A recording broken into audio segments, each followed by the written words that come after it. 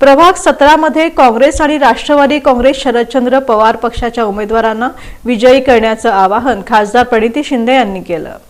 सोलापूर महानगरपालिका निवडणूक 2026च्या पार्श्वभूमीवर प्रभाग क्रमांक 17 मधील शास्त्रीनगर परिसरात काँग्रेस आणि राष्ट्रवादी काँग्रेस पार्टी शरदचंद्र पवार यांच्या उमेदवारांच्या प्रचारार्थ डॉक्टर आडकी दवाखान्याजवळ आयोजित सभेत खासदार प्रणिती शिंदे यांनी सत्ताधाऱ्यांवर जोरदार टीका करत विकासाचा मुद्दा केंद्रस्थानी ठेवण्याचं आवाहन केलं।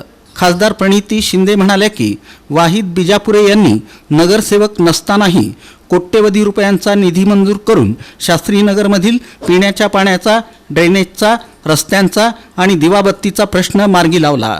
नगरसेवक म्हणून संधी मिळाल्यास ते याहून अधिक प्रभावी काम करतील। सर्व समाजांना बरोबर घेऊन जाणारे, नागरिकांच्या सुखदुःखात सहभागी होणारे आणि 24 तास नागरिकांच्या अडचणी सोडवण्यासाठी तत्पर असणारे वाहिद बिजापुरे, तसंच सातत्यानं लोकांच्या मदतीला धावून जाणारे परशुराम सतारेवाले आणि शुभांगी लिंगराज हे खऱ्या अर्थानं जनतेचे प्रतिनिधी असल्याचं त्यांनी सांगितलं। तसंच राष्ट्रवादी काँग्रेस शरदचंद्र पवार पक्षाच्या उमेदवार बिस्मिल्ला शिकलगार यांनाही प्रचंड बहुमतांनी विजयी करण्याचं आवाहन खासदार प्रणिती शिंदे यांनी केलं।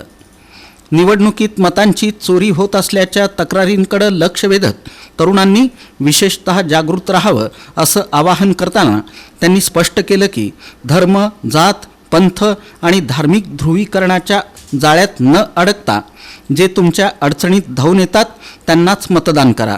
गेल्या 10 वर्षात जाती धर्माच्या राजकारणातून समाजात भांडणं लावली गेली।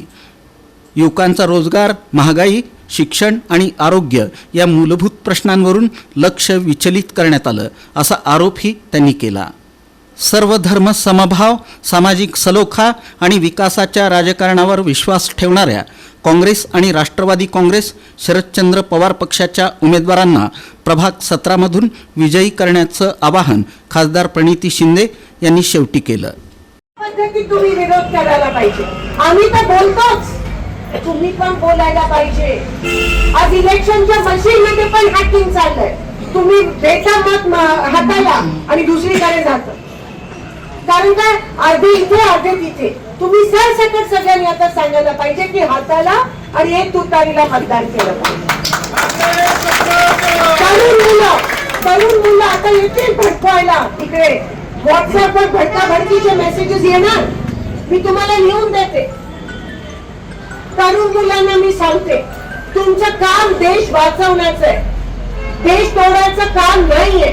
सोलापूरचं नुकसान होतोय, तुमच्या आईचं नुकसान होतोय, बाबांचं नुकसान, स्वतःचं नुकसान होतं। तुम्ही भाजपला मतदान केलं, काय केलं 10 वर्षात मला सांगा। तू एक तरी कोणीतरी सांगा, भाजपनी फक्त भांडणं लावली आणि धर्माचं राजकारण केलं, काय चांगलं काम केलं?